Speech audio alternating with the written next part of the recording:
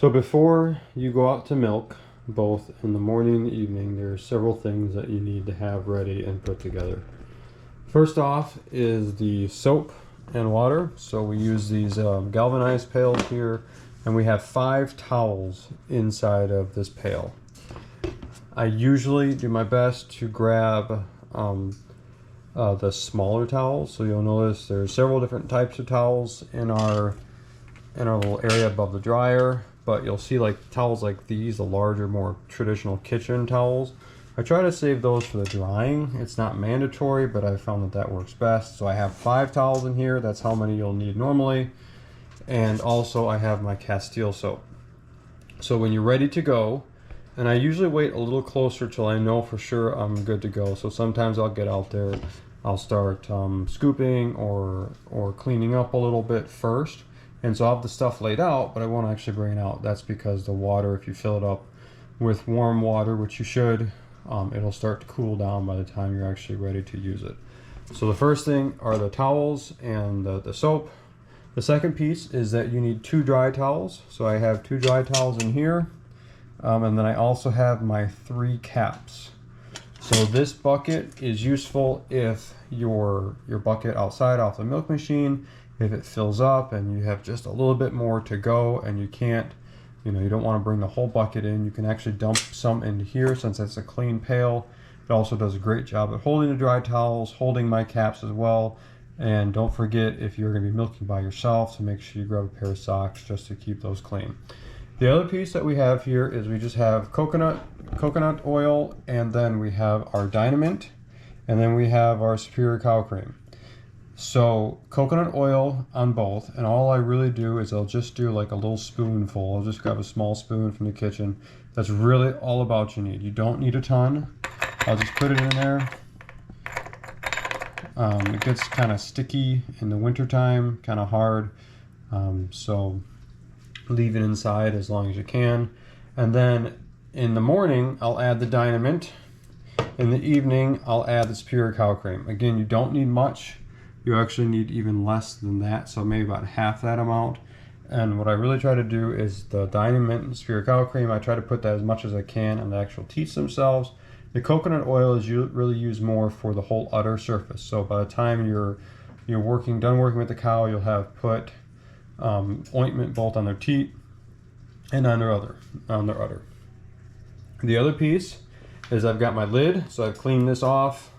I'll make sure that's nice and clean. I've already got my bucket out on the milk machine, but I've got my lid. And then I've got this guy here, and I want to show you how to put this together because it is kind of tricky. So in the evening time, oops, got the cream. In the evening time, you will take this out and you'll actually clean up the whole thing. In the morning, I'll just rinse it and I'll dry it off. But you have to actually take it all apart in the evening time. So if I can kind of see if I can adjust my camera a bit so you can see a little better. For this, first off, this ball just can come off and on. Just kind of jiggle and shake it. You're going to see that there's a difference here in these holes. So there's 2 larger and 1 smaller. You actually can't tell the difference from the back. It's only in the front. The smallest one, that's for the pulsator. The 2 larger ones are for the hoses. So you put it on the bottom like this. And then the other piece is you're going to actually want to make sure that this gasket is dry all the way around. So get like a paper towel, shove it in there, just kind of make sure it's dry. But you're going to take this and then you're just going to kind of shove in the edge.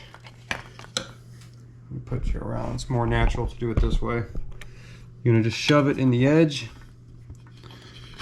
and then just keep working your way around. So just pull it, work it, pull it, work it. Just kind of come all the way around, just pulling it, and then it'll come together. So it's kind of a pain, but it's not too bad once you get the hang of it. So now you've got your lid ready to go. The other piece that you'll want to do is you'll want to make sure that your jars are out.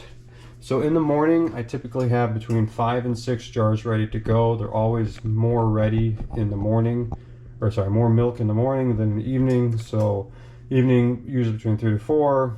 In the morning, you'll need 5 to 6. The thing you'll want to keep a watch out for the night before is if you have enough jars.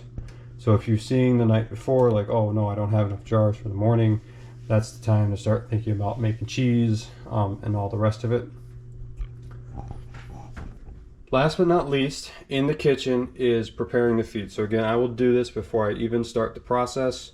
And the reason for that is just the longer the feed sits, the looser it is. So we had an issue where the cows were eating the dry feed too quickly and they're actually kind of coughing and they could actually choke on it. Thankfully ours didn't. But you've got your powder. So this is only half garlic powder, half cinnamon. This is all this is. I've also got an extra one off to the side here for you in case you run out. And you're just going to want to take this and you're just going to sprinkle it on top. You don't need a ton. And I usually tap the bottom a little bit. I don't have a second hand right now. But you just want it to just be like that. That's all you need. Then you'll add roughly a half cup or so of apple cider vinegar. I've gotten in the habit of just kind of dumping. And so you want to add that. And then you'll top it off with water. So I usually try to just kind of get all of the powder wet so that way it's not all dusty. And you let it fill up until it's entirely covering the feed. So right about there is fine. So you can see almost all of it's covered. And you'll actually notice that the feed expands as it saturates. So obviously there's 2 buckets that you're gonna do there. And then once you got that, it'll be time to start heading outside, bring the milk machine outside, and then most of these things, I'll pull the milk machine off the ramp because it's easier to not have the things on top of it. And then I'll bring them out, set it on top of the milk machine once it's more situated and less bouncy. After you've got the stuff in the kitchen together, the one last thing that you need to do before you can actually take the machine out is you need to do a final rinse. So the reason I do this is just in case if there's any soap in it from the night before or from the time earlier when you're rinsing it, but then also it helps keep the hoses nice and clean, make sure that if there is any water in there, it's only fresh water. So when you're coming out here, your setup is similar to this. You've got your lid put together, you've got your bucket, you've got your clod attached, and all I've done is I've just filled up this pot, just even a little below the line. You don't need a ton of just warm water. So the same temperature water you want when you're doing the cleaning of the machine. So you take the black hose and you're going to connect it to the machine. Remember, there's 3 holes on here, 2 are bigger, 1 smaller. The black hose goes to the ping pong ball, and that's because the ping pong ball is made to stop it if it gets too high. You go ahead and just kind of shake that on, jiggle it on. Then you're going to put the pulsator and the claw on. So the claw, when you're lifting it up, probably going to have a little residual water in here. That's fine. It's just a little bit. It'll go on the ground. It'll dry out.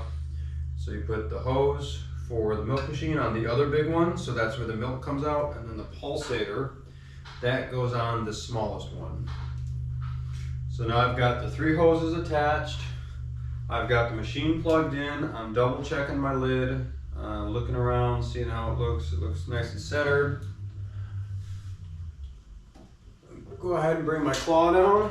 And so I'm gonna go ahead and start it up, make sure the lid stays sealed, and then run the rinse, and then I'll dump it out.